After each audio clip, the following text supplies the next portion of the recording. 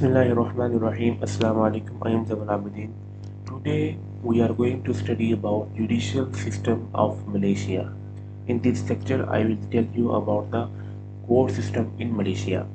Let's start. Introduction of Malaysia की बात करते हैं तो Malaysia is a federal constitutional monarchy since independence 1957. जो मलेशिया है ये 31 अगस्त 1957 को आज़ाद हुआ था। तो ये कॉन्स्टिट्यूशनल मोनार्की है, यानी फेडरल कॉन्स्टिट्यूशनल मोनार्की है। यहाँ पर आपको पार्लियामेंट भी देखने को मिलेगी, आपको कैबिनेट भी मिलेगी, प्राइम मिनिस्टर भी मिलेगा और वहाँ के किंग भी मिलेंगे। तो ये बेसिकली कॉन्स्टिट्यूशनल मोनार्की है। Kuala Lumpur is the largest city and Putrajaya is the capital of Malaysia. Malay is the official language and Islam is the official religion of state. तो बेसिकली जो इस्लाम है यहाँ पर आया था by Arabs and the Indian Muslims. तो इनके जो है वो ज़रिए जो है इनके थ्रू इस्लाम यहाँ पर आया था और ये इस्लाम से इस कदर मुतासिर हुए थे कि इन्होंने अपना जो स्टेट है उसी का ऑफिशियल रिलीजन रख लिया इस्लाम को।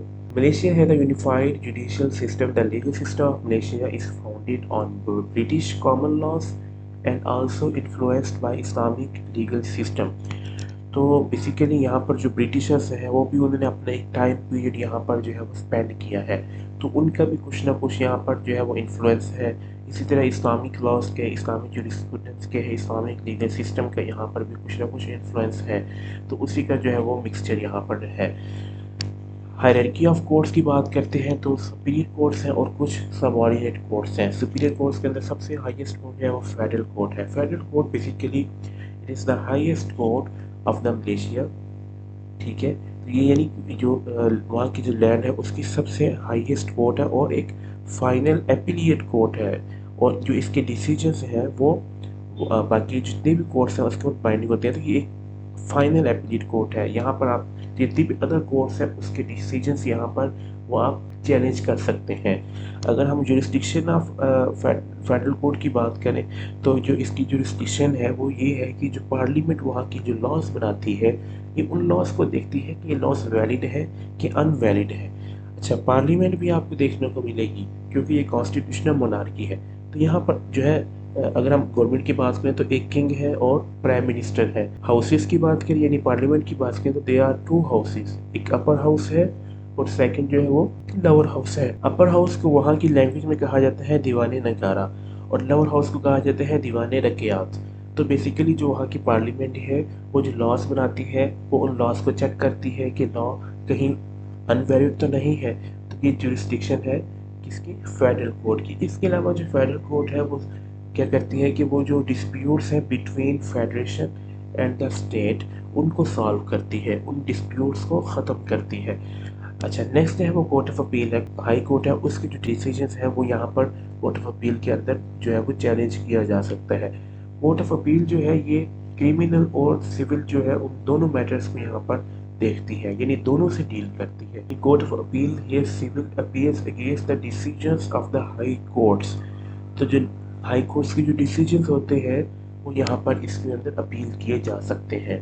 हाई कोर्ट जो है वो भी जुरिस्डिक्शन रखती है बोथ मैटर्स के, यानी सिविल भी और क्रिमिनल्स के। तो हाई कोर्ट्स की जो डिसीजंस हैं वो बाकी जितनी अदर सबऑर्डिनेट कोर्ट्स हैं उनके ऊपर वो बाइंडिंग होती है। तो इसके अंदर जो है वो सिविल मैटर्स को डील किया जाता है, यानी जैसे फॉर एग्जांपल डाइवोर्स का कोई मैटर आ गया है, गार्डियनशिप का आ गया है, तो ये डिफरेंट जो है वो इसके अंदर जो है वो मैटर्स देखे जाते हैं।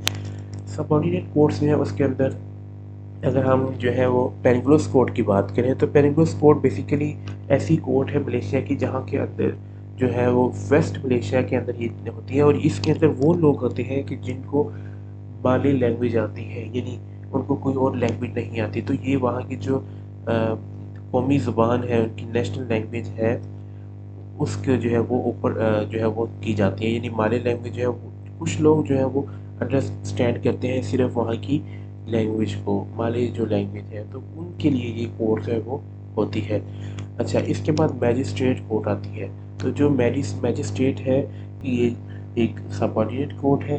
तो ये जो है वो सिर्फ और सिर्फ 10 साल की सज़ा जो है वो दे सकती है या फिर कुछ फाइन कर सकती है, ना ये डेथ पेनल्टी दे सकती है, ना ही लाइफ जो है इम्प्रिजनमेंट जो है वो दे सकती है।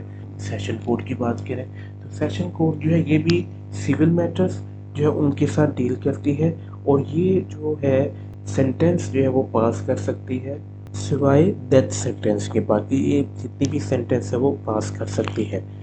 जुवेनाइल कोड जो है, juvenile code basically deals with the juveniles, जो कि माइनर्स हैं, जिनकी एज जो है वो 18 से कम है, जो नाबालिग है।